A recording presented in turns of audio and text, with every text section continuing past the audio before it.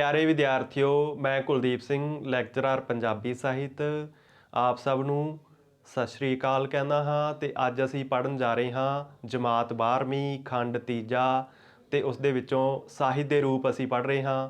ਤੇ ਅੱਜ ਅਸੀਂ ਸਾਹਿਤ ਦਾ ਜਿਹੜਾ ਰੂਪ ਪੜ੍ਹਨ ਜਾ ਰਹੇ ਹਾਂ ਉਹ ਹੈ ਗਜ਼ਲ।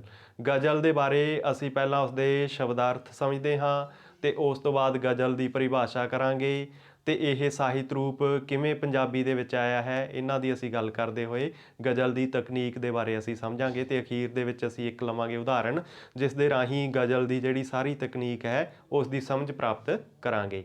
ਤਾਂ ਹੁਣ ਅਸੀਂ ਦੇਖਦੇ ਹਾਂ ਕਿ ਗਜ਼ਲ ਸ਼ਬਦ ਦੇ ਸ਼ਾਬਦਿਕ ਅਰਥ ਕੀ ਹਨ। ਉਹ ਹਨ ਮਹਿਬੂਬ ਨਾਲ ਖੇਡਣਾ, ਔਰਤਾਂ ਨਾਲ ਇਸ਼ਕ ਤੇ ਮੁਹੱਬਤ ਦੀਆਂ ਗੱਲਾਂ ਕਰਨਾ। ਕਿਉਂਕਿ ਗਜ਼ਲ ਹੈ ਜਿਹੜਾ ਉਹ ਫਾਰਸੀ ਤੋਂ ਆਇਆ ਹੋਇਆ ਕਾਵਿ ਰੂਪ ਹੈ। ਇੱਕ ਤਾਂ ਇਸ ਨੂੰ ਛੰਦ ਨਹੀਂ ਸਮਝਣਾ, ਬਹੁਤੀਆਂ ਥਾਵਾਂ 'ਤੇ ਭੁਲੇਖੇ ਵਾਸਤੇ ਇਸ ਨੂੰ ਛੰਦ ਸਮਝ ਲਿਆ ਜਾਂਦਾ ਹੈ, ਜਦੋਂ ਕਿ ਇਹ ਇੱਕ ਕਾਵਿ ਰੂਪ ਹੈ, ਕਾਵਿ ਦਾ ਰੂਪ ਹੈ। ਪਹਿਲੀ ਗੱਲ ਤਾਂ ਇਹ, ਤੇ ਦੂਜਾ ਇਹ ਫਾਰਸੀ ਤੋਂ ਆਇਆ ਹੋਇਆ ਸਾਹਿਤ ਰੂਪ ਹੈ। ਤੇ ਜਿਵੇਂ ਹੀ ਮੁਸਲਮਾਨ ਲੋਕ ਭਾਰਤ ਦੇ ਵਿੱਚ ਆਏ, ਉਹਨਾਂ ਦੀ ਆਮਦ ਦੇ ਨਾਲ ਹੀ ਭਾਰਤ ਦੇ ਵਿੱਚ ਵੀ ਗਜ਼ਲ ਲਿਖੀ ਜਾਣੀ ਸ਼ੁਰੂ ਹੋਈ ਤੇ ਪੰਜਾਬੀ ਦੀ ਜਿਹੜੀ ਗਜ਼ਲ ਹੈ ਉਹ ਵੀ ਫਾਰਸੀ ਤੋਂ ਹੀ ਜਿਹੜੀ ਹੈ ਪ੍ਰਭਾਵਿਤ ਹੈ। ਜਿਹੜੀ ਇਸ ਦੀ ਆਮਦ ਹੈ ਉਹ ਤਾਂ ਫਾਰਸੀ ਤੋਂ ਹੋਈ, ਪਰ ਹੁਣ ਜਿਹੜੀ ਗਜ਼ਲ ਪੰਜਾਬੀ ਦੇ ਵਿੱਚ ਲਿਖੀ ਜਾ ਰਹੀ ਹੈ ਉਹ ਉਰਦੂ ਜਿਹੜੀ ਗਜ਼ਲ ਹੈ ਉਸ ਦੇ ਪ੍ਰਭਾਵ ਨੂੰ ਕਬੂਲਦੀ ਹੈ। ਭਾਵ ਇਸ ਦੀ ਸ਼ੁਰੂਆਤ ਫਾਰਸੀ ਤੋਂ ਹੋਈ ਤੇ ਹੁਣ ਜਿਹੜੀ ਗਜ਼ਲ ਪੰਜਾਬੀ ਦੇ ਵਿੱਚ ਲਿਖੀ ਜਾ ਰਹੀ ਹੈ ਉਹ ਉਰਦੂ ਤੋਂ ਪ੍ਰਭਾਵਿਤ ਹੈ। ਫਾਰਸੀ ਦੇ ਅਨੁਸਾਰ ਹੀ ਅਸੀਂ ਇਸ ਸ਼ਬਦ ਦੇ ਅਰਥ ਕਰ ਰਹੇ ਹਾਂ ਕਿ ਮਹਿਬੂਬ ਨਾਲ ਖੇਡਣਾ, ਔਰਤਾਂ ਨਾਲ ਇਸ਼ਕ ਤੇ ਮੁਹੱਬਤ ਦੀਆਂ ਗੱਲਾਂ ਕਰਨਾ, ਇਹ ਗਜ਼ਲ ਦੇ ਸ਼ਾਬਦਿਕ ਅਰਥ ਹਨ। ਤੇ ਫਾਰਸੀ ਦੇ ਵਿੱਚ ਜਿਹੜੀ ਪਹਿਲੀ ਗਜ਼ਲ ਲਿਖੀ ਗਈ ਸੀ ਉਸ ਦੇ ਵਿੱਚ ਇਹੋ ਹੀ ਵਿਸ਼ਾ ਵਸਤੂ ਹੈ ਜਿਹੜਾ ਉਹ ਪੇਸ਼ ਕੀਤਾ ਜਾਂਦਾ ਸੀ, ਔਰਤਾਂ ਨਾਲ ਇਸ਼ਕ ਤੇ ਮੁਹੱਬਤ ਦੀਆਂ ਗੱਲਾਂ ਤੇ ਉਹਨਾਂ ਦੇ ਜ਼ਿਕਰ ਦੇ ਵਿੱਚ ਜਿਹੜੇ ਸ਼ੇਅਰ ਕਹੇ ਜਾਂਦੇ ਸਨ ਉਹਨਾਂ ਨੂੰ ਹੀ ਗਜ਼ਲ ਕਿਹਾ ਗਿਆ ਹੈ। ਆਬਿਦ ਅਲੀ ਨੇ ਇਸ ਦੇ ਇੱਕ ਹੋਰ ਅਰਥ ਦੱਸੇ ਹਨ। ਉਹ ਕਿਹੜੇ ਦੱਸੇ ਹਨ? ਉਹ ਉਸ ਦਰਦਨਾਕ ਆਵਾਜ਼ ਨੂੰ ਗਜ਼ਲ ਕਹਿੰਦੇ ਹਨ ਜਿਹੜੀ ਸ਼ਿਕਾਰੀ ਕੁੱਤਿਆਂ ਤੋਂ ਜਾਨ ਬਚਾਉਣ ਵੇਲੇ ਨਿਰਾਸ਼ ਹੋਇਆ ਹਿਰਨ ਸੰਕਟ ਦੇ ਸਮੇਂ ਕੱਢਦਾ ਹੈ।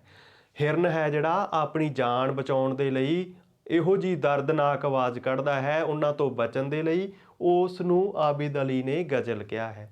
ਹੁਣ ਇਸ ਤੋਂ ਅਸੀਂ ਇਸ ਦੇ ਅਰਥ ਇਹ ਲੈ ਸਕਦੇ ਹਾਂ ਕਿ ਪ੍ਰੇਮ ਦੀ ਤੜਫ ਵਾਲੀ ਜਿਹੜੀ ਕਵਿਤਾ ਹੁੰਦੀ ਹੈ ਤੇ ਉਸ ਦੇ ਵਿੱਚ ਜਿਹੜਾ ਦਰਦ, ਜਿਹੜੀ ਕਰੁਣਾ ਉਸ ਦੇ ਵਿੱਚ ਪੇਸ਼ ਹੁੰਦੀ ਹੈ, ਉਸ ਨੂੰ ਅਸੀਂ ਗਜ਼ਲ ਕਹਿ ਸਕਦੇ ਹਾਂ। ਇਹ ਜਿਹੜੀ ਹੈ ਆਬਿਦ ਅਲੀ ਦੀ ਪਰਿਭਾਸ਼ਾ ਹੈ ਉਸ ਦੇ ਅਨੁਸਾਰ। ਪਰ ਬਾਅਦ ਵਿੱਚ ਹੋਰ ਜਿਹੜੇ ਸਮਾਜਿਕ ਵਿਸ਼ੇ ਹਨ ਉਹਨਾਂ ਨੂੰ ਵੀ ਗਜ਼ਲ ਦਾ ਹਿੱਸਾ ਬਣਾਇਆ ਜਾਣ ਲੱਗ ਪਿਆ। ਸ਼ੁਰੂ ਦੇ ਵਿੱਚ ਅਸੀਂ ਪੜ੍ਹਿਆ ਸੀ ਨਾ ਕਿ ਗਜ਼ਲ ਦੇ ਵਿੱਚ ਮਹਿਬੂਬ ਨਾਲ ਖੇਡਣਾ, ਔਰਤਾਂ ਨਾਲ ਇਸ਼ਕ ਤੇ ਮੁਹੱਬਤ ਦੀਆਂ ਗੱਲਾਂ ਕਰਨਾ, ਇਹੀ ਵਿਸ਼ੇ ਹੈ ਜਿਹੜੇ ਗਜ਼ਲ ਦੇ ਵਿੱਚ ਸਮਾਹਿਤ ਕੀਤੇ ਜਾਂਦੇ ਸਨ, ਲਏ ਜਾਂਦੇ ਸਨ। ਪਰ ਬਾਅਦ ਦੇ ਵਿੱਚ ਹੋਰ ਜਿਹੜੇ ਸਮਾਜਿਕ ਵਿਸ਼ੇ ਹਨ ਉਹ ਵੀ ਗਜ਼ਲ ਦੇ ਵਿੱਚ ਪੇਸ਼ ਕੀਤੇ ਜਾਣੇ ਸ਼ੁਰੂ ਹੋ ਗਏ। ਤਾਂ ਹੁਣ ਅਸੀਂ ਗੱਲ ਕਰਦੇ ਹਾਂ ਅਰਬੀ ਫਾਰਸੀ ਗਜ਼ਲ ਵਿੱਚ ਇਸ਼ਕ ਹੈ ਜਿਹੜਾ ਉਹ ਕੇਂਦਰੀ ਮਹੱਤਤਾ ਰੱਖਦਾ ਹੈ। ਇਸ ਦੀ ਗੱਲ ਅਸੀਂ ਪਹਿਲਾਂ ਹੀ ਕਰ ਚੁੱਕੇ ਹਾਂ।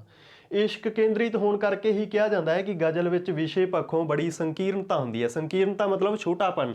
ਜਿਹੜੀ ਗੱਲ ਅਸੀਂ ਕਹੀ ਸੀ ਕਿ ਗਜ਼ਲ ਦੇ ਵਿੱਚ ਸਿਰਫ ਜਿਹੜੇ ਇਸ਼ਕ ਮੁਹੱਬਤ ਦੀਆਂ ਗੱਲਾਂ ਹੀ ਕੀਤੀਆਂ ਜਾਂਦੀਆਂ ਹਨ, ਇਹ ਗੱਲ ਅਸੀਂ ਕਰ ਰਹੇ ਹਾਂ ਅਰਬੀ ਫਾਰਸੀ ਦੇ ਪੱਖ ਤੋਂ। ਅਰਬੀ ਫਾਰਸੀ ਦੀ ਜਿਹੜੀ ਗਜ਼ਲ ਹੈ ਉਸ ਦੇ ਵਿੱਚ ਜਿਹੜੀ ਵਿਸ਼ਾ ਵਸਤੂ ਪੇਸ਼ ਹੋਈ ਹੈ ਉਹ ਸਿਰਫ ਜਿਹੜੀ ਹੈ ਇਸ਼ਕ ਤੋਂ ਸੰਬੰਧਿਤ ਹੀ ਹੈ। ਤੇ ਇਸ ਪੱਖ ਤੋਂ ਇਹ ਕਿਹਾ ਜਾਂਦਾ ਹੈ ਕਿ ਗਜ਼ਲ ਹੈ ਜਿਹੜੀ ਉਹ ਵਿਸ਼ੇ ਪੱਖ ਤੋਂ ਬੜਾ ਸੰਕੀਰਨ ਕਾਵਿ ਰੂਪ ਹੈ, ਛੋਟਾ ਕਾਵਿ ਰੂਪ ਹੈ। ਇਸ ਦੇ ਵਿੱਚ ਹੋਰ ਵਿਸ਼ੇ ਵਸਤੂ ਹੈ ਜਿਹੜੇ ਉਹ ਪੇਸ਼ ਨਹੀਂ ਕੀਤੇ ਜਾ ਸਕਦੇ। ਪਰ ਪੰਜਾਬੀ ਦੇ ਵਿੱਚ ਇਸ ਕਾਵਿ ਰੂਪ ਦੇ ਵਿੱਚ ਬਹੁਤ ਵਿਸ਼ਾਲਤਾ ਆ ਗਈ ਹੈ ਤੇ ਆਧੁਨਿਕ ਮਨੁੱਖ ਦੀ ਹਰ ਇੱਕ ਸੰਵੇਦਨਾ ਨੂੰ ਗਜ਼ਲ ਦੇ ਵਿੱਚ ਪੇਸ਼ ਕੀਤਾ ਜਾ ਰਿਹਾ ਹੈ। ਹੁਣ ਅਸੀਂ ਇਸ ਤੋਂ ਕੀ ਅਰਥ ਲਈਏ? ਆਧੁਨਿਕ ਗਜ਼ਲ ਦੇ ਵਿੱਚ ਮਨੁੱਖ ਦੀ ਹਰ ਇੱਕ ਸਮਾਜਿਕ ਸੰਵੇਦਨਾ ਨੂੰ ਪੇਸ਼ ਕੀਤਾ ਜਾ ਰਿਹਾ ਹੈ। ਹੁਣ ਇਸ ਤੋਂ ਅਸੀਂ ਭਾਵ ਅਰਥ ਇਹ ਲੈ ਸਕਦੇ ਹਾਂ ਕਿ ਜਿਹੜੀ ਅਰਬੀ ਫਾਰਸੀ ਦੀ ਗਜ਼ਲ ਹੈ ਜਿੱਥੋਂ ਜਿਹੜੀ ਪੰਜਾਬੀ ਗਜ਼ਲ ਹੈ ਆਪਣਾ ਰੂਪ ਗ੍ਰਹਿਣ ਕਰਦੀ ਹੈ ਉਸ ਤੋਂ ਪ੍ਰਭਾਵਿਤ ਹੋ ਕੇ, ਉਸ ਦੇ ਵਿੱਚ ਤਾਂ ਜਿਹੜੀ ਵਿਸ਼ੇ ਦੀ ਹੈ ਉਹ ਸੰਕੀਰਨਤਾ ਹੈ, ਪਰ ਪੰਜਾਬੀ ਦੇ ਵਿੱਚ ਜਿਹੜੀ ਗਜ਼ਲ ਲਿਖੀ ਜਾ ਰਹੀ ਹੈ ਉਸ ਦੇ ਵਿੱਚ ਸੰਕੀਰਨਤਾ ਨਹੀਂ ਹੈ, ਉਸ ਦੇ ਵਿੱਚ ਵਿਸਥਾਰ ਆ ਗਿਆ ਹੈ। ਕਾਸ ਦੇ ਪੱਖ ਤੋਂ ਵਿਸ਼ਾ ਪੱਖ ਤੋਂ, ਭਾਵ ਉਸ ਦੇ ਵਿੱਚ ਸਿਰਫ ਇਸ਼ਕ ਮੁਹੱਬਤ ਦੀਆਂ ਗੱਲਾਂ ਹੀ ਨਹੀਂ ਕੀਤੀਆਂ ਜਾ ਰਹੀਆਂ, ਉਸ ਦੇ ਵਿੱਚ ਹੋਰ ਵੀ ਸਮਾਜਿਕ ਵਿਸ਼ੇ ਹੈ ਜਿਹੜੇ ਉਹ ਪੇਸ਼ ਕੀਤੇ ਜਾ ਰਹੇ ਹਨ। ਹੁਣ ਅਸੀਂ ਦੇਖਦੇ ਹਾਂ ਕਿ ਵਿਸ਼ੇਸ਼ਤਾਵਾਂ ਅਤੇ ਪ੍ਰਕਾਰ, ਗਜ਼ਲ ਦੀਆਂ ਵਿਸ਼ੇਸ਼ਤਾਵਾਂ ਦੱਸੀਆਂ ਹਨ ਕੁਛ ਕਿਸ ਨੇ? ਡਾਕਟਰ ਦੀਵਾਨ ਸਿੰਘ ਨੇ। ਡਾਕਟਰ ਦੀਵਾਨ ਸਿੰਘ ਗਜ਼ਲ ਦੀਆਂ 6 ਵਿਸ਼ੇਸ਼ਤਾਵਾਂ ਦੱਸਦੇ ਹਨ। ਇੱਕ ਤਾਂ ਪਹਿਲੀ ਤਾਂ ਇਹ ਹੈ ਕਿ ਇਸ਼ਕ ਦੇ ਬਹੁਪੱਖੀ ਵਿਸ਼ਿਆਂ ਦੀ ਪ੍ਰਧਾਨਤਾ। ਗਜ਼ਲ ਦੇ ਵਿੱਚ ਇਸ਼ਕ ਦੇ ਬਹੁਪੱਖੀ ਵਿਸ਼ਿਆਂ ਦੀ ਪ੍ਰਧਾਨਤਾ ਹੁੰਦੀ ਹੈ। ਇਸ਼ਕ ਦੋ ਪ੍ਰਕਾਰ ਦਾ ਹੈ, ਪਹਿਲਾ ਇਸ਼ਕ ਮਜਾਜੀ ਤੇ ਦੂਜਾ ਇਸ਼ਕ ਹੈ ਇਸ਼ਕ ਹਕੀਕੀ। ਭਾਵ ਇੱਕ ਇਸ਼ਕ ਉਹ ਹੈ ਜੋ ਦੁਨਿਆਵੀ ਚੀਜ਼ਾਂ ਨਾਲ ਹੈ, ਦੁਨਿਆਵੀ ਵਸਤੂਆਂ ਨਾਲ ਹੈ, ਉਹ ਇਸ਼ਕ ਮਜਾਜੀ ਹੈ। ਤੇ ਜੋ ਪ੍ਰਮਾਤਮਾ ਦੇ ਨਾਲ ਪ੍ਰੇਮ ਹੈ ਉਹ ਇਸ਼ਕ ਹਕੀਕੀ ਹੈ, ਉਹ ਸੱਚ ਹੈ। ਇਹ ਹਰੇਕ ਪ੍ਰਕਾਰ ਦਾ ਵਿਸ਼ਾ ਹੈ ਜਿਹੜਾ ਗਜ਼ਲ ਦੇ ਵਿੱਚ ਮਿਲ ਜਾਂਦਾ ਹੈ। ਭਾਵ ਇਸ਼ਕ ਮਜਾਜੀ ਤੋਂ ਸ਼ੁਰੂਆਤ ਕਰਕੇ ਇਸ਼ਕ ਹਕੀਕੀ ਤੱਕ ਦੀ ਪੇਸ਼ਕਾਰੀ ਹੈ ਜਿਹੜੀ ਉਹ ਗਜ਼ਲ ਦੇ ਵਿੱਚ ਕੀਤੀ ਜਾ ਸਕਦੀ ਹੈ। ਇਸ ਨੂੰ ਅਸੀਂ ਕਹਿ ਸਕਦੇ ਹਾਂ ਕਿ ਇਸ਼ਕ ਦੇ ਬਹੁਪੱਖੀ ਵਿਸ਼ਿਆਂ ਦੀ ਪ੍ਰਧਾਨਤਾ ਗਜ਼ਲ ਦੇ ਵਿੱਚ ਹੁੰਦੀ ਹੈ। ਭਾਵ ਇਸ ਵਿੱਚ ਦੁਨਿਆਵੀ ਪ੍ਰੇਮ ਦੀਆਂ ਗੱਲਾਂ ਵੀ ਹੈ ਤੇ ਦੁਨਿਆਵੀ ਪ੍ਰੇਮ ਤੋਂ ਪਾਰ ਉਸ ਪ੍ਰਮਾਤਮਾ ਦੇ ਨਾਲ ਜਿਹੜਾ ਪ੍ਰੇਮ ਹੈ ਉਸ ਦੀਆਂ ਗੱਲਾਂ ਵੀ ਗਜ਼ਲ ਦੇ ਵਿੱਚ ਵਿਸ਼ਾ ਵਸਤੂ ਦੇ ਤੌਰ ਤੇ ਪੇਸ਼ ਕੀਤੀਆਂ ਗਈਆਂ ਹਨ। ਦੂਜੀ ਗੱਲ ਹੈ ਤਸੱਵੁਫ ਜਾਂ ਸੂਫੀ ਰਹੱਸਵਾਦ। ਜਿਹੜਾ ਸੂਫੀ ਰਹੱਸਵਾਦ ਹੈ ਉਸ ਨੂੰ ਤਸੱਵੁਫ ਵੀ ਕਹਿੰਦੇ ਹੈ ਤੇ ਉਸ ਦੇ ਰਾਹੀਂ ਇਸ਼ਕ ਨੂੰ ਪੇਸ਼ ਕੀਤਾ ਗਿਆ ਹੈ। ਉਹ ਕਿਸ ਪ੍ਰਕਾਰ ਨਾਲ ਪੇਸ਼ ਕੀਤਾ ਗਿਆ ਹੈ? ਉਹ ਇਸ਼ਕ ਮਜਾਜੀ ਤੋਂ ਲੈ ਕੇ, ਭਾਵ ਦੁਨਿਆਵੀ ਪ੍ਰੇਮ ਤੋਂ ਸ਼ੁਰੂ ਕਰਕੇ ਇਸ ਦੁਨਿਆਵੀ ਵਸਤੂਆਂ ਦਾ ਜਿਹੜਾ ਪ੍ਰੇਮ ਹੈ, ਇਸ ਦੀ ਦੁਨਿਆਵੀ ਸੁੰਦਰਤਾ ਦਾ ਜਿਹੜਾ ਪ੍ਰੇਮ ਹੈ ਉਸ ਤੋਂ ਸ਼ੁਰੂਆਤ ਕਰਕੇ ਉਸ ਨੂੰ ਅਧਿਆਤਮ ਦੇ ਨਾਲ ਜੋੜ ਕੇ ਜਦੋਂ ਰਹੱਸਵਾਦ ਦੇ ਰੂਪ ਦੇ ਵਿੱਚ ਪੇਸ਼ ਕੀਤਾ ਜਾਂਦਾ ਹੈ ਤਾਂ ਅਸੀਂ ਉਸ ਨੂੰ ਕਹਿੰਦੇ ਹਾਂ ਸੂਫੀ ਰਹੱਸਵਾਦ। ਤਾਂ ਇਹ ਜਿਹੜੀ ਪੇਸ਼ਕਾਰੀ ਹੈ ਗਜ਼ਲ ਦੇ ਵਿੱਚ ਇਸ ਤਰੀਕੇ ਦੇ ਨਾਲ ਹੋਈ ਹੈ ਕਿ ਦੁਨਿਆਵੀ ਜਿਹੜਾ ਪ੍ਰੇਮ ਹੈ ਉਸ ਦਾ ਸਹਾਰਾ ਲੈਂਦੇ ਹੋਏ ਉਸ ਪਰਮਾਤਮਾ ਦੇ ਪ੍ਰੇਮ ਨੂੰ ਗਜ਼ਲ ਦੇ ਵਿੱਚ ਪੇਸ਼ ਕੀਤਾ ਗਿਆ ਹੈ ਤੇ ਇਸ ਨੂੰ ਅਸੀਂ ਕਹਿੰਦੇ ਹਾਂ ਸੂਫੀ ਰਹੱਸਵਾਦ। ਤੀਜੀ ਵਿਸ਼ੇਸ਼ਤਾ ਜਿਹੜੀ ਡਾਕਟਰ ਦੀਵਾਨ ਸਿੰਘ ਦੱਸਦੇ ਹਨ ਗਜ਼ਲ ਦੀ, ਉਹ ਇਹ ਹੈ ਕਿ ਅਸ਼ਲੀਲ ਵਿਚਾਰਾਂ ਤੋਂ ਸੰਕੋਚ ਕੀਤਾ ਗਿਆ ਹੈ। ਅਸ਼ਲੀਲ ਵਿਚਾਰਾਂ ਤੋਂ ਸੰਕੋਚ ਕਰਕੇ ਸੱਭਿਆ ਵਿਚਾਰਾਂ ਦੀ ਹੀ ਪੇਸ਼ਕਾਰੀ ਕੀਤੀ ਗਈ ਹੈ। ਇਸ ਦੇ ਲਈ ਇਹ ਇੱਕ ਨਿਯਮ ਵੀ ਰੱਖਿਆ ਗਿਆ ਹੈ ਕਿ ਸ਼ਬਦਾਵਲੀ ਹੈ ਜਿਹੜੀ ਉਹ ਪੁਲਿੰਗ ਪ੍ਰਧਾਨ ਰੱਖੀ ਗਈ ਹੈ ਤੇ ਇਸਤਰੀ ਲਿੰਗ ਜਿਹੜੀ ਸ਼ਬਦਾਵਲੀ ਹੈ ਉਹ ਇਸ ਦੇ ਵਿੱਚ ਨਹੀਂ ਵਰਤੀ ਗਈ ਤਾਂ ਕਿ ਜਿਹੜੀ ਗਜ਼ਲ ਦੀ ਕੋਮਲਤਾ ਹੈ ਉਹ ਭੰਗ ਨਾ ਹੋਵੇ। ਅਸ਼ਲੀਲ ਵਿਚਾਰਾਂ ਤੋਂ ਸੰਕੋਚ ਕਰਕੇ ਤੇ ਉਸ ਤੋਂ ਬਾਅਦ ਅਗਲੀ ਜਿਹੜੀ ਵਿਸ਼ੇਸ਼ਤਾ ਉਹਨਾਂ ਨੇ ਦੱਸੀ ਹੈ ਉਹ ਇਹ ਹੈ ਬਿਆਨ ਦੀ ਨਵੀਨਤਾ, ਮੌਲਿਕਤਾ ਤੇ ਰੋਚਕਤਾ। ਬਿਆਨ ਦੀ ਨਵੀਨਤਾ ਤੋਂ ਭਾਵ ਹੈ ਕਿ ਜੋ ਚੀਜ਼ ਪਹਿਲਾਂ ਪੇਸ਼ ਕੀਤੀ ਜਾ ਚੁੱਕੀ ਹੈ ਉਸ ਦੀ ਪੇਸ਼ਕਾਰੀ ਦਾ ਢੰਗ ਹੈ ਜਿਹੜਾ ਉਹ ਨਵਾਂ ਹੋਵੇ। ਪੇਸ਼ਕਾਰੀ ਦਾ ਢੰਗ ਨਵਾਂ ਹੋਵੇ। ਜਿਵੇਂ ਕਈ ਵਾਰ ਦੁਕਾਨਦਾਰ ਜਾਂ ਫੈਕਟਰੀ ਇੰਨਾ ਸਮਾਨ ਬਣਾ ਲੈਂਦੀ ਹੈ ਕਿ ਉਹ ਵਿਕਦਾ ਨਹੀਂ ਤਾਂ ਫਿਰ ਉਸ ਨੂੰ ਦੁਬਾਰਾ ਤੋਂ ਜਦੋਂ ਵੇਚਣਾ ਹੁੰਦਾ ਹੈ ਤਾਂ ਉਸ ਦੀ ਦੁਬਾਰਾ ਪੈਕਿੰਗ ਕਰ ਲਈ ਜਾਂਦੀ ਹੈ। ਇਹ ਦੁਬਾਰਾ ਪੈਕਿੰਗ ਕਰਨੀ ਇਸੇ ਤਰੀਕੇ ਦੇ ਨਾਲ ਅਸੀਂ ਗਜ਼ਲ ਦੇ ਵਿੱਚ ਜਿਹੜੀ ਬਿਆਨ ਦੀ ਨਵੀਨਤਾ ਕਿ ਵਿਚਾਰ ਚਾਹੇ ਨਵਾਂ ਨਹੀਂ ਹੈ ਪਰ ਉਸ ਦੀ ਜਿਹੜੀ ਪੇਸ਼ਕਾਰੀ ਦਾ ਢੰਗ ਹੈ ਉਹ ਨਵਾਂ ਹੋਵੇ। ਉਸ ਨੂੰ ਪੇਸ਼ ਕਰਨ ਦਾ, ਸਰੋਤੇ ਦੇ ਸਾਹਮਣੇ ਰੱਖਣ ਦਾ ਜਿਹੜਾ ਢੰਗ ਹੈ ਉਹ ਨਵਾਂ ਹੋਵੇ। ਮੌਲਿਕਤਾ ਵੀ ਹੋਣੀ ਚਾਹੀਦੀ ਹੈ, ਭਾਵ ਜੋ ਵਿਚਾਰ ਪਹਿਲਾਂ ਨਹੀਂ ਪੇਸ਼ ਹੋਏ ਉਹਨਾਂ ਨੂੰ ਪੇਸ਼ ਕੀਤਾ ਜਾਵੇ ਤੇ ਰੌਚਕਤਾ ਹੋਣੀ ਚਾਹੀਦੀ ਹੈ ਉਸ ਦੇ ਵਿੱਚ ਜੋ ਵਿਸ਼ਾ ਵਸਤੂ ਪੇਸ਼ ਕੀਤਾ ਜਾ ਰਿਹਾ ਹੈ। ਤਕਨੀਕ ਦੀ ਨਿਪੁੰਨਤਾ। ਗਜ਼ਲ ਦੀ ਇੱਕ ਵਿਸ਼ੇਸ਼ ਤਕਨੀਕ ਹੈ ਉਸ ਨੂੰ ਲਿਖਣ ਦੀ ਤੇ ਉਸ ਤਕਨੀਕ ਦੇ ਵਿੱਚ ਲਿਖਣ ਵਾਲਾ ਗਜ਼ਲਕਾਰ ਹੈ ਜਿਹੜਾ ਉਹ ਨਿਪੁੰਨ ਹੋਣਾ ਚਾਹੀਦਾ ਹੈ। ਉਸ ਤਕਨੀਕ ਦੀ ਅਗਰ ਉਸ ਨੂੰ ਪੂਰੀ ਜਾਣਕਾਰੀ ਹੋਊਗੀ ਫਿਰ ਹੀ ਉਹ ਵਿਸ਼ੇ ਦਾ ਨਿਭਾਅ ਵਧੀਆ ਤਰੀਕੇ ਦੇ ਨਾਲ ਕਰ ਪਾਊਗਾ। ਇਹ ਗਜ਼ਲ ਦੀ ਜਿਹੜੀ ਪੰਜਵੀਂ ਵਿਸ਼ੇਸ਼ਤਾ ਹੈ ਡਾਕਟਰ ਦੀਵਾਨ ਸਿੰਘ ਨੇ ਦੱਸੀ ਹੈ। ਤੇ ਜਿਹੜੀ ਆਖਰੀ ਹੈ ਉਹ ਇਹ ਹੈ ਕਿ ਸਮੁੱਚੀ ਗਜ਼ਲ ਪਰੰਪਰਾ ਦਾ ਗਿਆਨ ਹੋਣਾ ਚਾਹੀਦਾ ਹੈ। ਗਜ਼ਲਕਾਰ ਨੂੰ, ਗਜ਼ਲ ਲਿਖਣ ਵਾਲੇ ਨੂੰ, ਗਜ਼ਲਗੋ ਨੂੰ ਜਿਹੜੀ ਸਮੁੱਚੀ ਪਰੰਪਰਾ ਭਾਵ ਪਹਿਲਾਂ ਤੋਂ ਜੋ ਗਜ਼ਲ ਲਿਖੀ ਗਈ ਹੈ ਉਸ ਦੀ ਸ਼ੁਰੂਆਤ ਤੋਂ ਲੈ ਕੇ ਉਸ ਦਾ ਨਿਕਾਸ ਵਿਕਾਸ ਕਿਸ ਤਰੀਕੇ ਨਾਲ ਹੁੰਦਾ ਆਇਆ ਹੈ ਉਸ ਦੀ ਪੂਰੀ ਜਾਣਕਾਰੀ ਹੋਵੇ। ਉਸ ਦੇ ਨਾਲ ਉਸ ਨੂੰ ਗਜ਼ਲ ਦੀ ਜਿਹੜੀ ਸਾਰੀ ਜਾਣਕਾਰੀ ਹੈ, ਸਾਰੀ ਪਰੰਪਰਾ ਹੈ ਉਸ ਦਾ ਗਿਆਨ ਹੋ ਜਾਊਗਾ ਤੇ ਉਹ ਵੀ ਵਧੀਆ ਗਜ਼ਲ ਲਿਖ ਪਾਊਗਾ। ਇਹ 6 ਵਿਸ਼ੇਸ਼ਤਾਵਾਂ ਡਾਕਟਰ ਦੀਵਾਨ ਸਿੰਘ ਨੇ ਗਜ਼ਲ ਦੀਆਂ ਦੱਸੀਆਂ ਹਨ। ਹੁਣ ਅਸੀਂ ਕੁਝ ਗੱਲਾਂ ਕਰਦੇ ਹਾਂ ਗਜ਼ਲ ਦੇ ਪ੍ਰਕਾਰ ਦੀਆਂ। 2 ਪ੍ਰਕਾਰ ਦੀ ਗਜ਼ਲ ਹੈ ਜਿਹੜੀ ਉਹ ਗਿਣੀ ਜਾਂਦੀ ਹੈ, ਇੱਕ ਤਾਂ ਮੁਸਲਸਲ ਤੇ ਇੱਕ ਗੈਰ ਮੁਸਲਸਲ। ਪੂਰੀ ਗਜ਼ਲ ਦੇ ਵਿੱਚ ਜਿਹੜੇ ਸ਼ੇਰ ਲਿਖੇ ਗਏ ਹਨ ਉਹਨਾਂ ਦਾ ਅਗਰ ਆਪਸ ਵਿੱਚ ਇੱਕੋ ਹੀ ਕੇਂਦਰੀ ਭਾਵ ਹੈ, ਸਾਰੀ ਗਜ਼ਲ ਦਾ ਜਿਹੜੇ ਉਸ ਦੇ ਵਿੱਚ ਸ਼ੇਰ ਪੇਸ਼ ਕੀਤੇ ਗਏ ਹਨ ਉਹਨਾਂ ਦਾ ਇੱਕੋ ਹੀ ਭਾਵ ਹੈ, ਭਾਵ ਉਹਨਾਂ ਦਾ ਜਿਹੜਾ ਕੇਂਦਰੀ ਭਾਵ ਹੈ ਉਸ ਦੇ ਵਿੱਚ ਪੇਸ਼ ਕੀਤੀ ਗਈ ਵਿਸ਼ਾ ਵਸਤੂ ਹੈ ਉਹ ਇੱਕ ਹੀ ਹੈ ਭਾਵ ਦੇ ਤੌਰ ਤੇ, ਤਾਂ ਅਸੀਂ ਉਸ ਨੂੰ ਕਹਿੰਦੇ ਆ ਗਜ਼ਲ ਮੁਸਲਸਲ, ਭਾਵ ਉਹਦੇ ਵਿੱਚ ਇੱਕੋ ਹੀ ਭਾਵ ਪੇਸ਼ ਕੀਤਾ ਗਿਆ ਹੈ। ਤੇ ਜੇ ਹਰੇਕ ਸ਼ੇਰ ਦਾ ਭਾਵ ਵੱਖਰਾ ਵੱਖਰਾ ਹੈ, ਇੱਕ ਸ਼ੇਰ ਦਾ ਭਾਵ ਦੂਜੇ ਸ਼ੇਰ ਦੇ ਨਾਲ ਨਹੀਂ ਜੁੜਦਾ, ਤਾਂ ਉਸ ਗਜ਼ਲ ਨੂੰ ਕਿਹਾ ਜਾਂਦਾ ਹੈ ਗੈਰ ਮੁਸਲਸਲ।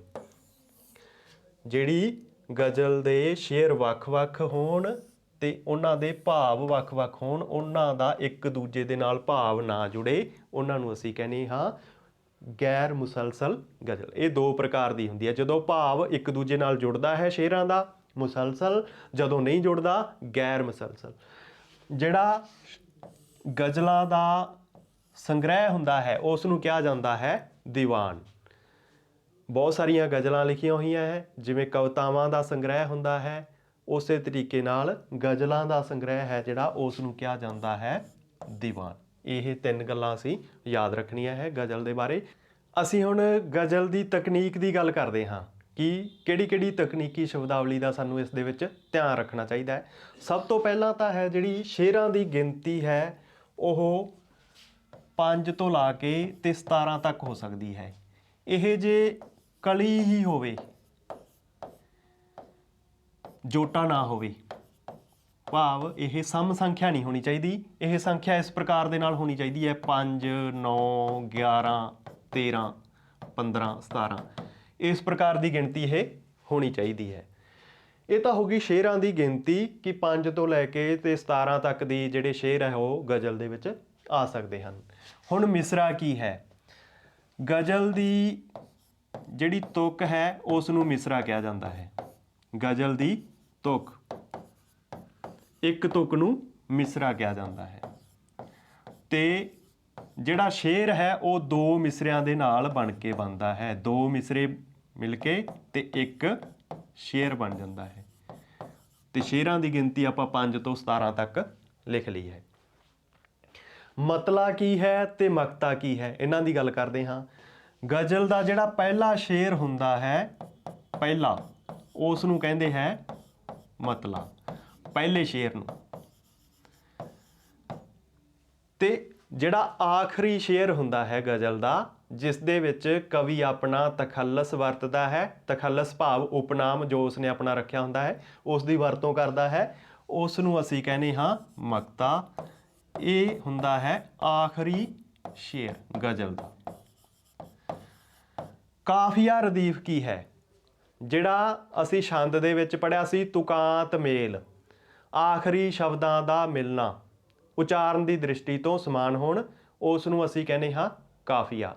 ਤੇ ਕਾਫੀਆ ਰਦੀਫ ਗਜ਼ਲ ਦੇ ਵਿੱਚ ਦੋਵੇਂ ਪਾਏ ਜਾਂਦੇ ਹਨ। ਇਹਨਾਂ ਦੀ ਅਸੀਂ ਗੱਲ ਕਰਾਂਗੇ ਉਦਾਹਰਨ ਦੇ ਰਾਹੀਂ, ਕਿਹੜਾ ਕਾਫੀਆ ਹੁੰਦਾ ਹੈ ਤੇ ਕਿਹੜਾ ਰਦੀਫ ਹੁੰਦਾ ਹੈ।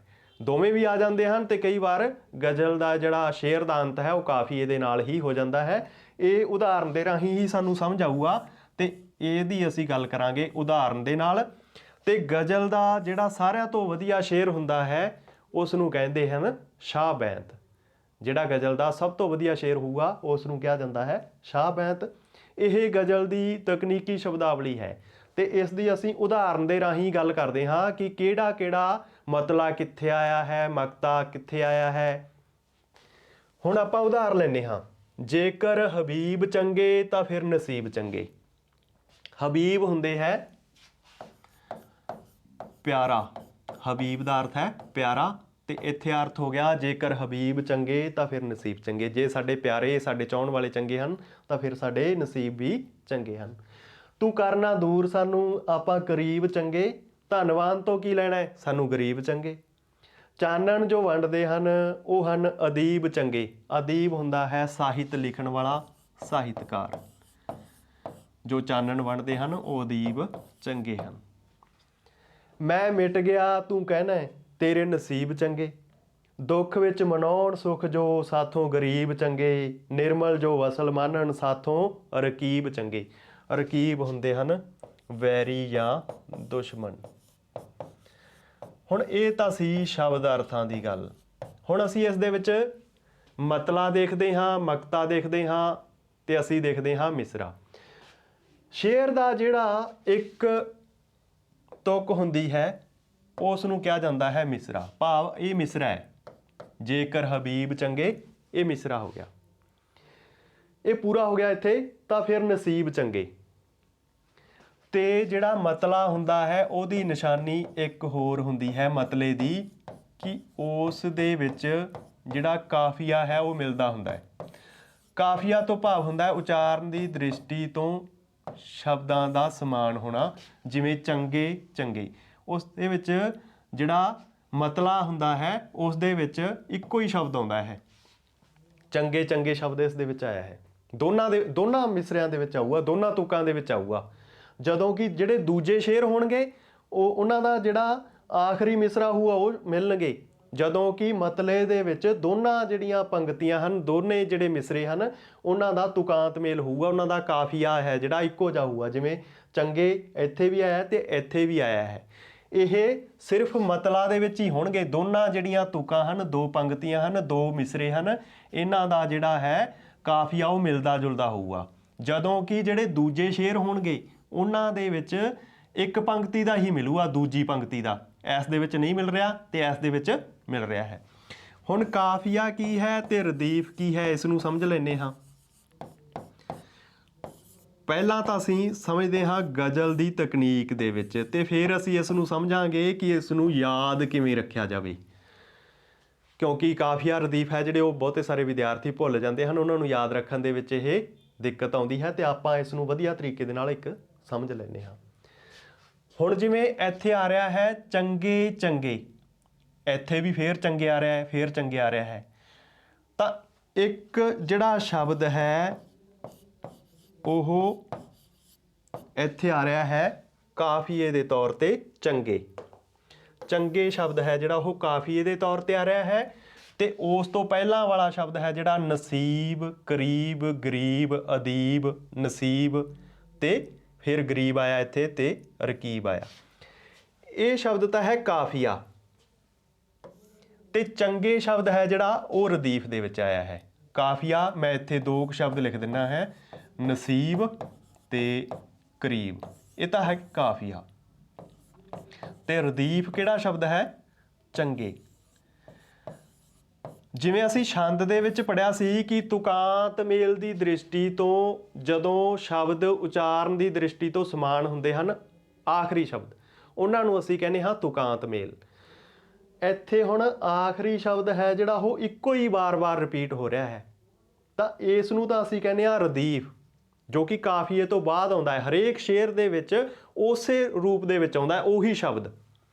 ਤੇ ਜਿਹੜਾ ਤੁਕਾਂਤ ਮੇਲ ਯਾਨੀ ਕਿ ਉਚਾਰਨ ਦੀ ਦ੍ਰਿਸ਼ਟੀ ਤੋਂ ਸਮਾਨ ਹੈ, ਸ਼ਬਦ ਇੱਕੋ ਨਹੀਂ, ਜਿਵੇਂ ਨਸੀਬ, ਕਰੀਬ, ਗਰੀਬ, ਅਦੀਬ, ਸ਼ਬਦ ਇੱਕ ਨਹੀਂ ਹੈ ਪਰ ਉਚਾਰਨ ਦੀ ਦ੍ਰਿਸ਼ਟੀ ਤੋਂ ਮਿਲਦੇ ਜੁਲਦੇ ਹਨ। ਇੱਕੋ ਜੀ ਉਹਨਾਂ ਦੀ ਆਵਾਜ਼ ਹੈ ਜਿਹੜੀ ਅਖੀਰ ਵਾਲੀ ਹੈ। ਜਿਵੇਂ ਇਹਦੇ ਵਿੱਚ ਬਿਹਾਰੀ ਤੇ ਬੱਬਾ, ਫਿਰ ਬਿਹਾਰੀ ਤੇ ਬੱਬਾ, ਉਚਾਰਨ ਦੀ ਦ੍ਰਿਸ਼ਟੀ ਤੋਂ ਸਮਾਨ ਹਨ। ਤਾਂ ਇਹ ਤਾਂ ਹੈ ਕਾਫੀਆ। ਤੇ ਜੇ ਇੱਕ ਹੀ ਸ਼ਬਦ ਫਿਰ ਕਾਫੀਏ ਤੋਂ ਬਾਅਦ ਹਰੇਕ ਸ਼ੇਰ ਦੇ ਵਿੱਚ ਰਿਪੀਟ ਹੋ ਜਾਂਦਾ ਹੈ, ਦੁਬਾਰਾ ਆ ਜਾਂਦਾ ਹੈ, ਤਾਂ ਉਸ ਨੂੰ ਕਿਹਾ ਜਾਂਦਾ ਹੈ ਰਦੀਫ ਕਿਹਾ ਜਾਂਦਾ ਹੈ। ਹੁਣ ਇਸ ਨੂੰ ਯਾਦ ਰੱਖਣ ਲਈ ਰਦੀਫ ਤੇ ਰਦੀਫ ਬਣਿਆ ਹੈ ਰਾਰੇ ਤੋਂ, ਤੇ ਰਾਰੇ ਤੋਂ ਹੀ ਬਣੂਗਾ ਰਿਪੀਟ, ਅੰਗਰੇਜ਼ੀ ਦਾ ਸ਼ਬਦ, ਯਾਨੀ ਕਿ ਦੁਬਾਰਾ, ਬਾਰ-ਬਾਰ ਸ਼ਬਦ ਜਿਹੜਾ ਰਿਪੀਟ ਹੋ ਰਿਹਾ ਹੈ। ਇੱਕ ਗੱਲ ਇਹ ਯਾਦ ਰੱਖਣੀ ਹੈ ਕਿ ਗਜ਼ਲ ਦੇ ਵਿੱਚ ਕਾਫੀਏ ਦਾ ਆਉਣਾ ਤਾਂ ਜ਼ਰੂਰੀ ਹੈ। ਕਾਫੀਆ ਤਾਂ ਹਰੇਕ ਸ਼ੇਰ ਦੇ ਵਿੱਚ ਆਊ ਹੀ ਆਊਗਾ, ਰਦੀਫ ਦਾ ਹੋਣਾ ਜ਼ਰੂਰੀ ਨਹੀਂ। ਕਾਫੀਆ ਰਦੀਫ ਦੋਵੇਂ ਹੋ ਸਕਦੇ ਹਨ ਤੇ ਇਹ ਵੀ ਹੋ ਸਕਦਾ ਹੈ ਕਿ ਉਸ ਦੇ ਵਿੱਚ ਇਕੱਲਾ ਕਾਫੀਆ ਹੀ ਆਵੇ, ਰਦੀਫ ਨਾ ਆਵੇ। ਮੰਨ ਕੇ ਚੱਲੋ ਕਿ ਇਸ ਗਜ਼ਲ ਦੇ ਵਿੱਚ ਜਿਹੜੇ ਸ਼ੇਰ ਲਿਖੇ ਹਨ ਤੇ ਉਹਦੇ ਵਿੱਚ ਜਿਹੜੀ ਆਹ ਆਪਣੇ ਕੋਲੇ ਉਦਾਹਰਨ ਹਨ ਜਿੰਨੇ ਵੀ, ਇਹਨਾਂ ਦੇ ਵਿੱਚੋਂ ਇਸ ਪ੍ਰਕਾਰ ਦੇ ਨਾਲ ਆਇਆ ਹੁੰਦਾ ਕਿ ਇਸ ਦਾ ਅੰਤ ਇੱਥੇ ਹੀ ਹੋ ਗਿਆ ਹੁੰਦਾ, ਆਹ ਸ਼ਬਦ ਆਏ ਹੀ ਨਾ ਹੁੰਦੇ, ਇੱਥੇ ਚੰਗੇ ਸ਼ਬਦ ਇਸ ਦੇ ਵਿੱਚ ਆਇਆ ਹੀ ਨਾ ਹੁੰਦਾ। ਤਾਂ ਹੁਣ ਇੱਥੇ ਕੋਈ ਸ਼ਬਦ ਵਾਰ-ਵਾਰ ਰਿਪੀਟ ਨਹੀਂ ਹੋ ਰਿਹਾ, ਦੁਬਾਰਾ ਨਹੀਂ ਆ ਰਿਹਾ, ਇਕੱਲੇ ਉਚਾਰਨ ਦ੍ਰਿਸ਼ਟੀ ਤੋਂ ਹੀ ਸਮਾਨ ਸ਼ਬਦਾਂ ਦੇ ਨਾਲ ਸ਼ੇਰ ਦਾ ਅੰਤ ਹੋ ਰਿਹਾ ਹੈ। ਇਹ ਇੱਕ ਆਪਾਂ ਸਮਝਣ ਦੇ ਲਈ ਵਰਤ ਰਹੇ ਹਾਂ ਇਹ ਉਦਾਹਰਨ ਇਸ ਪ੍ਰਕਾਰ ਦੇ ਨਾਲ ਕਿ ਨਸੀਬ ਦੇ ਨਾਲ ਅੰਤ ਹੋ ਗਿਆ, ਇੱਥੇ ਕਰੀਬ ਦੇ ਨਾਲ ਹੋ ਗਿਆ, ਇੱਥੇ ਗਰੀਬ ਦੇ ਨਾਲ ਹੋ ਗਿਆ। ਤਾਂ ਇਹ ਸਿਰਫ ਫਿਰ ਇੱਥੇ ਕਾਫੀਆ ਹੀ ਆਇਆ ਹੈ, ਇੱਥੇ ਰਦੀਫ ਨਹੀਂ ਆਇਆ। ਤੇ ਜੇ ਇਹੋ ਜਿਹਾ ਸ਼ਬਦ ਹੋਵੇ ਜਿਹੜਾ ਹਰੇਕ ਸ਼ੇਅਰ ਦੇ ਵਿੱਚ ਹੀ ਰਿਪੀਟ ਹੋ ਜੇ, ਦੁਬਾਰਾ ਆ ਜੇ, ਤਾਂ ਉਸ ਨੂੰ ਅਸੀਂ ਕਹਿੰਦੇ ਆ ਰਦੀਫ। ਤੇ ਇਸ ਨੂੰ ਯਾਦ ਰੱਖਣ ਦਾ ਇੱਕ ਢੰਗ ਇਹ ਵੀ ਹੈ ਕਿ ਕਾਫੀਆ ਹੈ ਜਿਹੜਾ ਉਹ ਪਹਿਲਾਂ ਆਉਂਦਾ ਹੈ ਤੇ ਰਦੀਫ ਉਸ ਤੋਂ ਬਾਅਦ ਦੇ ਵਿੱਚ ਆਉਂਦਾ ਹੈ। ਵੈਸੇ ਵੀ ਜਦੋਂ ਆਪਾਂ ਬੋਲਦੇ ਹਾਂ ਤਾਂ ਉਦੋਂ ਕਾਫੀਆ ਰਦੀਫ ਬੋਲਦੇ ਹਾਂ। ਤੇ ਜੇ ਫਿਰ ਵੀ ਆਪਾਂ ਨੂੰ ਯਾਦ ਨਾ ਰਵੇ ਤਾਂ ਕੱਕਾ ਹੈ ਜਿਹੜਾ ਉਹ ਵਰਨਮਾਲਾ ਦੇ ਵਿੱਚ ਪਹਿਲਾਂ ਆਉਂਦਾ ਹੈ ਤੇ ਰਾਰਾ ਹੈ ਉਹ ਵਰਨਮਾਲਾ ਦੇ ਵਿੱਚ ਬਾਅਦ ਦੇ ਵਿੱਚ ਆਉਂਦਾ ਹੈ। ਇਸੇ ਤਰੀਕੇ ਨਾਲ ਗਜ਼ਲ ਦੇ ਹਰੇਕ ਸ਼ੇਅਰ ਦੇ ਵਿੱਚ ਜਿਹੜਾ ਕਾਫੀਆ ਉਹ ਪਹਿਲਾਂ ਆਉਂਦਾ ਹੈ ਤੇ ਰਦੀਫ ਬਾਅਦ ਦੇ ਵਿੱਚ ਆਉਂਦਾ ਹੈ। ਤਾਂ ਇਹ ਹੋ ਗਈ ਗੱਲ ਕਾਫੀਆ ਤੇ ਰਦੀਫ ਦੀ। ਅਸੀਂ ਗੱਲ ਮਤਲੇ ਦੀ ਕਰ ਚੁੱਕੇ ਹਾਂ ਤੇ ਉਸ ਤੋਂ ਬਾਅਦ ਹੁਣ ਅਸੀਂ ਗੱਲ ਕਰਨੀ ਹੈ ਮਕਤੇ ਦੀ। ਮਕਤਾ ਕਿਹੜਾ ਹੁੰਦਾ ਹੈ? ਗਜ਼ਲ ਦਾ ਆਖਰੀ ਸ਼ੇਅਰ ਹੁੰਦਾ ਹੈ ਜਿਹੜਾ, ਉਸ ਨੂੰ ਮਕਤਾ ਕਿਹਾ ਜਾਂਦਾ ਹੈ। ਤੇ ਇਸ ਦੇ ਵਿੱਚ ਇਹ ਵੀ ਹੋ ਸਕਦਾ ਹੈ ਕਿ ਕਵੀ ਹੈ ਜਿਹੜਾ ਆਪਣਾ ਉਹ ਤਖੱਲਸ ਹੈ ਜਿਹੜਾ ਉਹ ਵਰਤੇ, ਆਪਣਾ ਜਿਹੜਾ ਉਹ ਉਪਨਾਮ ਹੈ ਲਿਖਦਾ ਹੁੰਦਾ ਹੈ, ਉਹ ਵੀ ਇਸ ਸ਼ੇਅਰ ਦੇ ਵਿੱਚ ਹੀ ਆਉਂਦਾ ਹੈ ਅਗਰ ਜੇ ਉਸਨੇ ਵਰਤਿਆ ਹੋਵੇ ਤਾਂ। ਇਸ ਗਜ਼ਲ ਦੇ ਵਿੱਚ ਹੈ ਜਿਹੜਾ ਉਹ ਉਪਨਾਮ ਨਹੀਂ ਆਇਆ ਤਾਂ ਇਹ ਜ਼ਰੂਰੀ ਨਹੀਂ ਕਿ ਆਵੇ ਹੀ ਆਵੇ, ਪਰ ਜੇ ਉਹ ਆਪਣਾ ਉਪਨਾਮ ਲਿਖਦਾ ਹੈ ਤਾਂ ਉਹ ਇਸੇ ਦੇ ਵਿੱਚ ਹੀ ਹੁੰਦਾ ਹੈ। ਇਹ ਹੋ ਗਈ ਗੱਲ ਕਾਫੀਆ ਰਦੀਫ ਦੀ ਹੋ ਗਈ, ਮਤਲੇ ਦੀ ਹੋ ਗਈ, ਮਕਤੇ ਦੀ ਹੋ ਗਈ ਤੇ ਉਪਨਾਮ ਦੀ, ਤਖੱਲਸ ਦੀ ਹੋ ਗਈ। ਇਹ ਅਸੀਂ ਉਦਾਹਰਨਾਂ ਦੇ ਨਾਲ ਦੇਖ ਲਿਆ ਹੈ। ਤੇ ਹੁਣ ਅਸੀਂ ਦੇਖਦੇ ਹਾਂ ਸ਼ਾਹ ਬੈਂਤ, ਜਿਹੜਾ ਉਸ ਗਜ਼ਲ ਦਾ ਸਭ ਤੋਂ ਵਧੀਆ ਸ਼ੇਅਰ ਹੁੰਦਾ ਹੈ, ਉਸ ਨੂੰ ਸ਼ਾਹ ਬੈਂਤ ਕਿਹਾ ਜਾਂਦਾ ਹੈ। ਇਹਨਾਂ ਗੱਲਾਂ ਦੇ ਬਾਰੇ ਸਾਨੂੰ ਧਿਆਨ ਹੋਊਗਾ ਤਾਂ ਫਿਰ ਸਾਡਾ ਜਿਹੜਾ ਹੈ ਗਜ਼ਲ ਦੇ ਬਾਰੇ ਜਿਹੜੀ ਤਕਨੀਕੀ ਸ਼ਬਦਾਵਲੀ ਹੈ ਉਸ ਦੇ ਵਿੱਚ ਅਸੀਂ ਨਿਪੁੰਨ ਹੋ ਜਾਵਾਂਗੇ ਤੇ ਗਜ਼ਲ ਦੀ ਸਹੀ ਪਛਾਣ ਕਰਨੀ ਹੈ ਜਿਹੜੀ ਉਹ ਸਿੱਖ ਲਵਾਂਗੇ। ਗਜ਼ਲ ਦੀ ਇੱਕ ਵਿਸ਼ੇਸ਼ ਤਕਨੀਕ ਹੁੰਦੀ ਹੈ ਜਿਹੜੀ ਆਪਾਂ ਜਾਣਕਾਰੀ ਲੈ ਲਈ ਹੈ।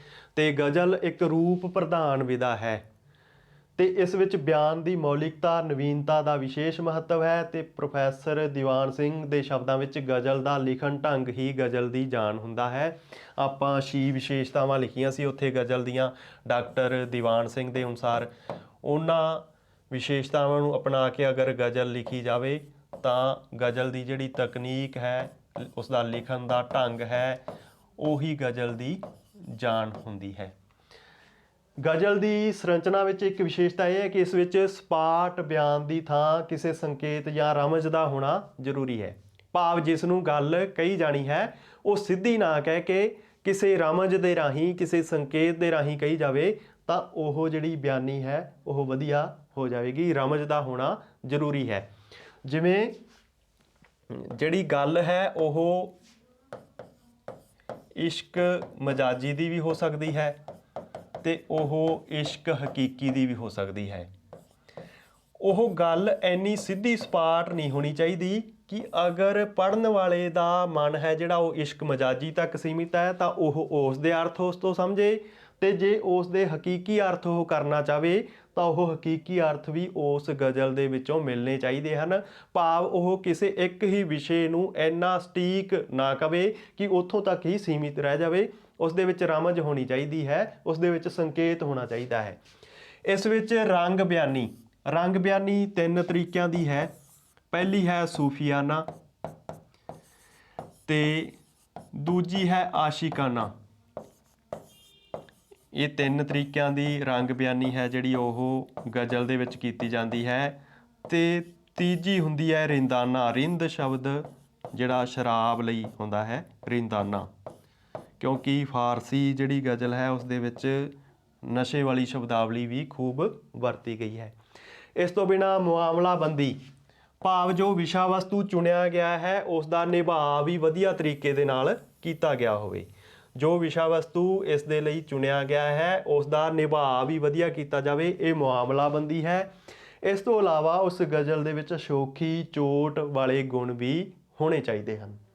ਸਮੁੱਚੇ ਰੂਪ ਵਿੱਚ ਆ ਸਕਦੇ ਹਾਂ ਕਿ ਪੰਜਾਬੀ ਸਾਹਿਤ ਵਿੱਚ ਗਜ਼ਲ ਭਾਵੇਂ ਅਰਬੀ ਫਾਰਸੀ ਪਰੰਪਰਾ ਤੋਂ ਲਈ ਗਈ ਹੈ। ਇਹ ਗੱਲ ਅਸੀਂ ਸ਼ੁਰੂ 'ਚ ਵੀ ਕੀਤੀ ਸੀ ਕਿ ਜਿਹੜੀ ਗਜ਼ਲ ਹੈ ਉਹ ਫਾਰਸੀ ਤੋਂ ਆਈ ਹੋਈ ਹੈ, ਮੁਸਲਮਾਨਾਂ ਦੀ ਆਮਦ ਦੇ ਨਾਲ ਪੰਜਾਬ ਦੇ ਵਿੱਚ ਆਈ। ਪਰ ਹੁਣ ਦੀ ਜਿਹੜੀ ਗਜ਼ਲ ਲਿਖੀ ਜਾ ਰਹੀ ਹੈ ਉਹ ਉਰਦੂ ਤੋਂ ਜ਼ਿਆਦਾ ਪ੍ਰਭਾਵਿਤ ਹੈ।